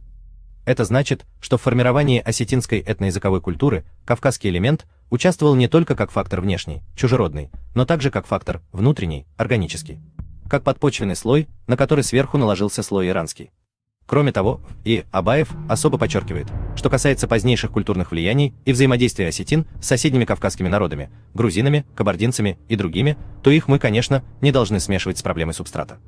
Проблема субстрата есть проблема становления языка и народа. Относительно вопроса о том, какой именно из кавказских языков сыграл роль субстрата в осетинском языке, В.И. Абаев отмечает, что в осетинском имеются отложения, идущие из местных субстратных ефетических языков, родственных, по-видимому, чечено-ингушскому. При этом он дает четкие научные критерии, по которым можно отличить языковой субстрат от заимствований, произошедших в процессе культурных взаимовлияний и взаимодействий. Отвечая скептикам, которые считают, что чеченские и ингушские элементы, имеющиеся в осетинском языке, следует все же называть не субстратом, а заимствованием, известный языковед пишет, что такой скептицизм лишен основания и порождается недостаточной осведомленностью в существе дела. Помимо языковых, явление субстрата характеризуется другими последствиями: антропологическими, этнографическими, всем обликом материальной и духовной культуры. Стало быть, о субстрате можно говорить только тогда, когда налицо весь комплекс его проявлений – антропологических, этнографических, языковых. Для осетинского это проверено и полностью подтверждается. Пишет Абаев. Огромный пласт кавказской субстратной лексики, содержащийся в осетинском языке, довольно ясно показывает, что появление ираноязычных племен на Кавказе не привело к вытеснению коренных жителей, как это иногда пытаются представить. Лексика осетинского языка, в которой названия, отражающие исконно горский уклад жизни, горную флору и фауну и имеющие субстратный характер, восходят в основном к нахским языкам.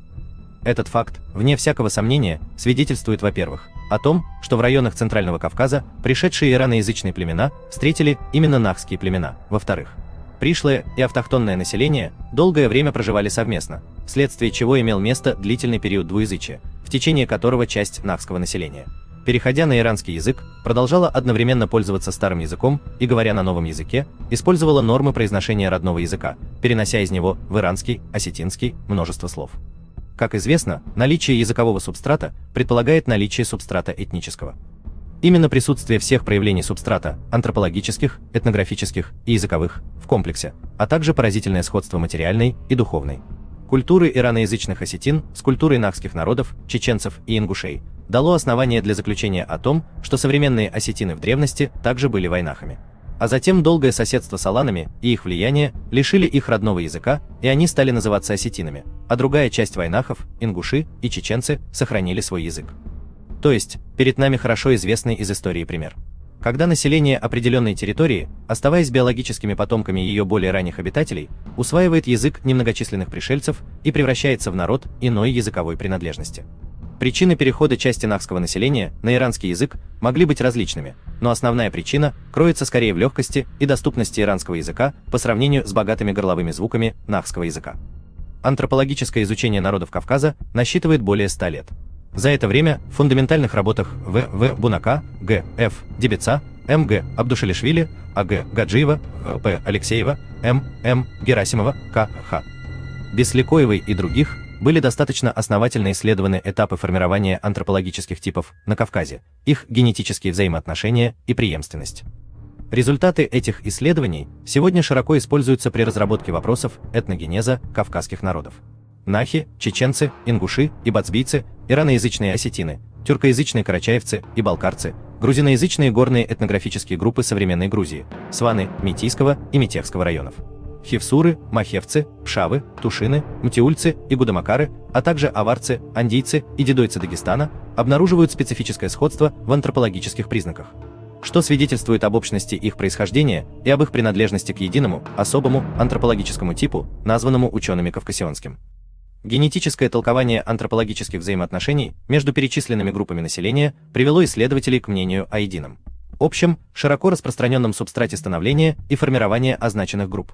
Таковым является кавкасионский антропологический тип, который является автохтонным на территории Кавказа и представляет собой самый кавказский из всех кавказских типов. Именно нахская этнокультурная общность, очевидно, стала той субстратной физической основой, на которой позже сформировались перечисленные выше народы Центрального Кавказа. Образование данного типа завершилось задолго до появления на Кавказе индоевропейских, иранских, тюркских и других этнических групп, которые, по-видимому, не оказали существенного влияния на антропологический тип нахского населения, растворившись в устойчиво сформировавшейся кавкасионской расе. При этом часть нахов восприняли язык пришлого населения, чем и объясняется принадлежность к единому антропологическому типу различных по языку народов Центрального Кавказа. Смотрите источник, книга Гурам Гумба. Нахи. Вопросы этнокультурной истории. Первое тысячелетие до нашей эры. Таким образом, Гурам Гумба допускает, что в древние времена древние чеченцы, нахские племена, были известны под названием малхи. Они также были связаны с кавказианами из древних грузинских источников, а также имели отношение к созданию кабанской археологической культуры. Впоследствии, видимо, древнейшее название древних чеченцев, нахских племен, малхи, закрепилось за одной этнической группой, за так называемым родом и общиной, малхи. За мелхинцами, то есть. Вследствие этого всего, мы также можем допускать теорию, что мелхинцы, малхистинцы, могут быть одним из древнейших чеченских обществ. А в том числе их самоназвание также может быть связано с глубокой древностью древнечеченской, нахской истории. Да и к тому же, как известно, сами же чеченские предания повествуют о том, что мелхинцы действительно известны тем, что это очень древнее чеченское общество.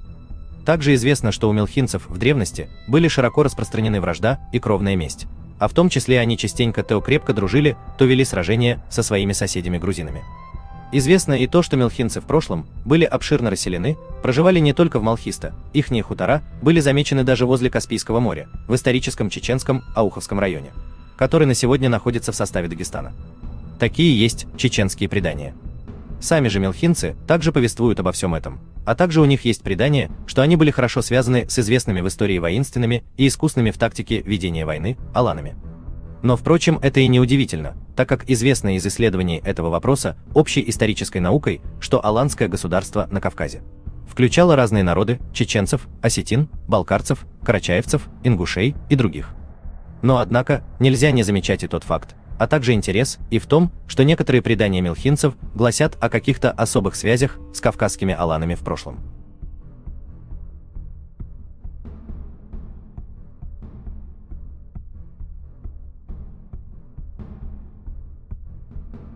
Также можно отметить в истории общества Мелхи еще один интересный момент. Ко всему прочему, есть здесь интересные данные, касаемые и Осетии. Дело в том, что у чеченского общества Мелхи есть, оказывается, как исторические, так и генетические параллели и с осетинским народом. Давайте разберем и эту тему. Крупнейший чеченский историк Хасан Бакаев в своей книге пишет следующее, что касается юга осетин, туалов или по-грузински двалов. Грузинский ученый В. Н. Гамрикеле в своей объемной монографии «Двалы и двалетия» в I-XV веках нашей эры пишет, что до их языковой иронизации в XV-XVI веках нашей эры они ближе всего стояли к группе вайнахских племен, то есть утверждает, что еще 400-500 лет назад население Южной Осетии говорило по-вайнахски. Этноним «двалы», «туалы» ученые выводят из нахского теонима дела, что типологически соответствует таким названиям, как халдини, принадлежащие божеству, халди, малхи, солнечные, принадлежащие солнцу, и т. Д. Смотрите источник, книга Хасан Бакаев. Тайна Жероканта. То есть Бакаев прямым образом указал, что осетины-двалы, они же осетины-туальцы, могли быть связаны с малхи. А следственно, до иронизации языка, предками туальцев, двалов, могли быть, собственно, чеченцы из общества Мелхи. И данная версия Бакаева, действительно, стала подтверждаться даже генетически. Дело также в том, что чеченский генетик и руководитель чеченского ДНК-проекта Пахрудин Арсанов в своих видеоинтервью также объяснял, что осетины-туальцы, двалы, гаплогруппы J2, имеют по генетическим данным действительно нахские корни. У них есть родственные связи, исхождение по веткам с небольшой частью ингушей гаплогруппы J2, но больше всего осетины-туальцы, двалы, связаны конкретно с чеченцами. Они сходятся по веткам с чеченцами гаплогруппы J2 из так называемой чеченской нашхойской ветви, куда входят разные чеченцы, в том числе они сходятся по веткам там, где у нас находятся мелхинцы, гаплогруппы J2. Но, к сожалению, пока мы не видим картину достаточно хорошо, так как пока у нас мало тестов по данному Двальскому осетинскому массиву, и в целом пока у нас мало тестов в этом направлении. Нам нужно больше тестов в этом направлении, объяснял Пахрудин Арсанов. Также, ко всему прочему, и сам же осетинский генетик Дзанаев в своих видеоинтервью объяснял, что касаемо вопроса генетических связей осетин и чеченцев, как он сам видит, что наиболее близки осетинам именно мелхи. Объяснял Дзанаев. Мы также можем допускать, что Дзанаев, вероятно, имел в виду, быть может здесь как раз, туальцев, двалов, J2, ведь сам он относится к туальцам. Но может он имел в виду и не только это. Таким образом, исходя из этого всего, мы видим, что версия Бакаева про связи двалов и чеченского общества Мелхи далеко не ошибочна. Ведь она нашла свое подтверждение даже и в генетических данных, хоть и данных пока, конечно, мало в этом направлении. Но уже видно, что у двалов гаплогруппы J2 по генетике действительно по веткам имеются связи с чеченцами, а в том числе с мелхинцами.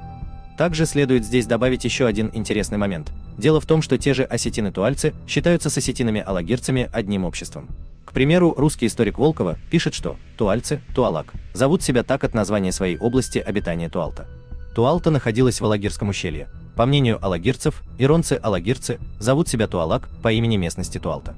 Также Волкова пишет, что по мнению Г. Амеликишвили, двалы говорили на языках бацбийско-кистинской группы. Смотрите источник, книга, Волкова, Н.Г., этнонимы и племенные названия Северного Кавказа. 1973 год. Таким образом, мы видим также, что осетины-туальцы, двалы, также тесно связаны с осетинами-алагирцами. По сути, иронцы-алагирцы и туальцы, двалы, это одно и то же общество. И вот что интересно, здесь в этой истории мы также снова нашли и генетические параллели.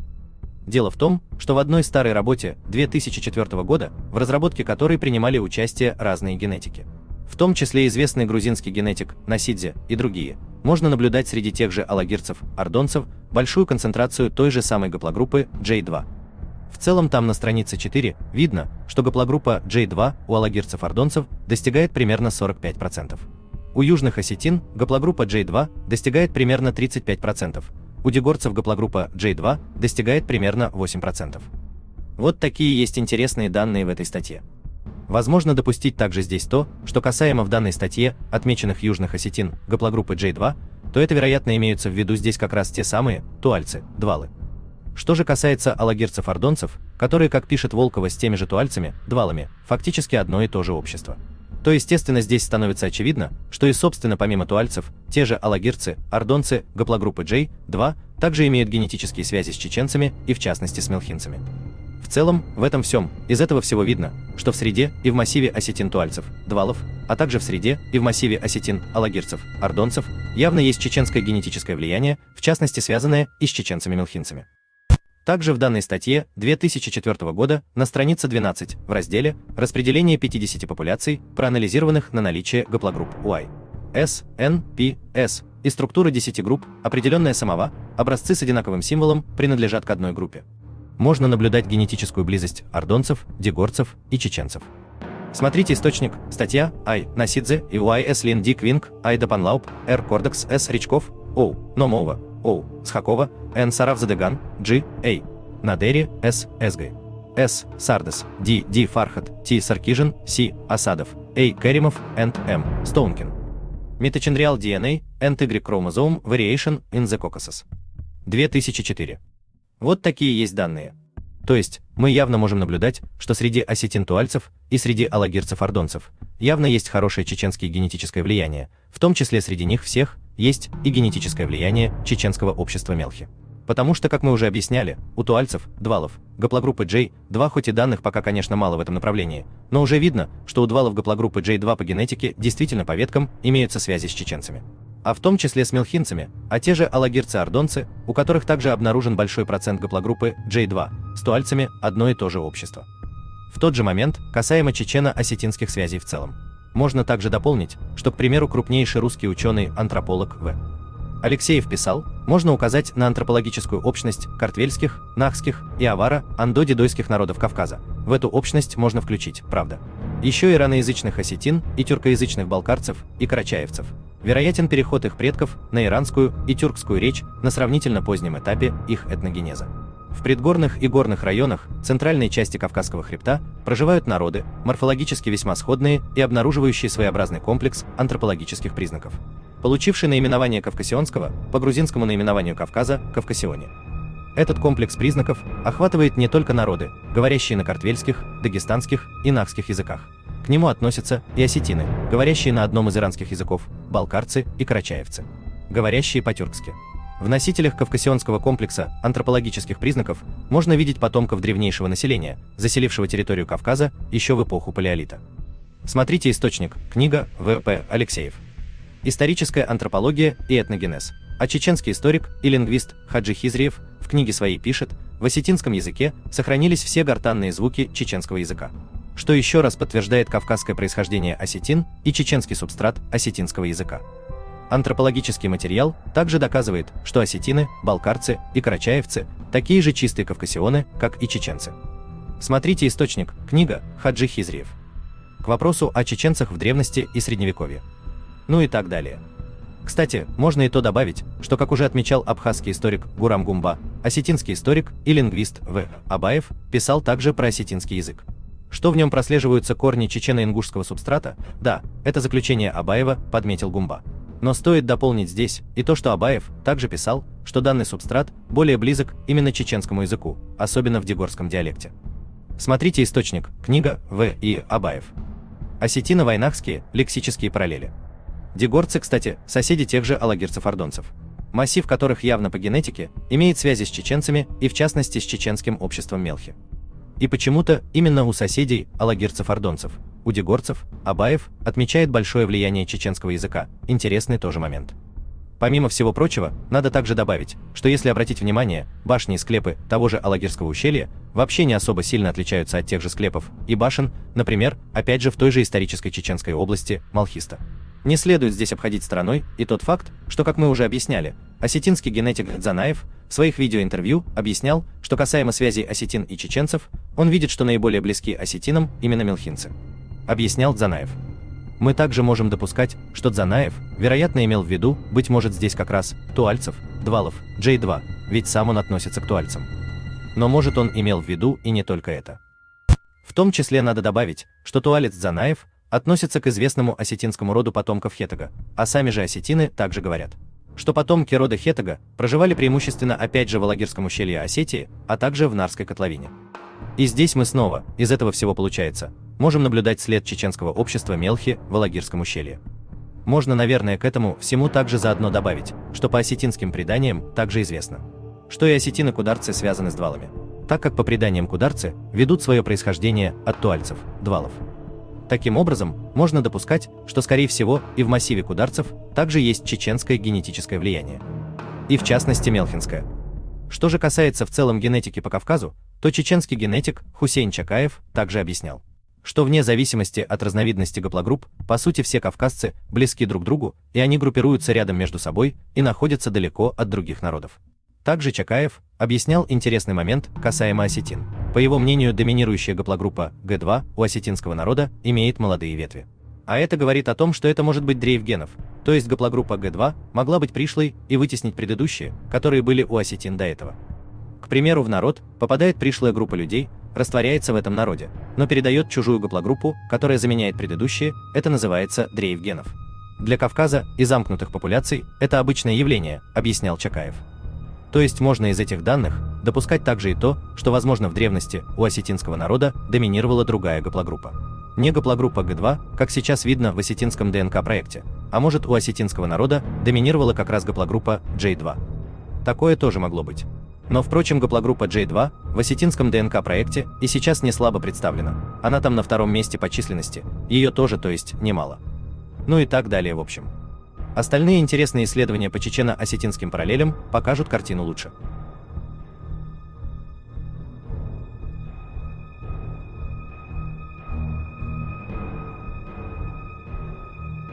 Что же касается малхистинцев, мелхинцев, естественно понятно, что по чеченцам-мелхинцам, конечно, нужно еще много исследовать.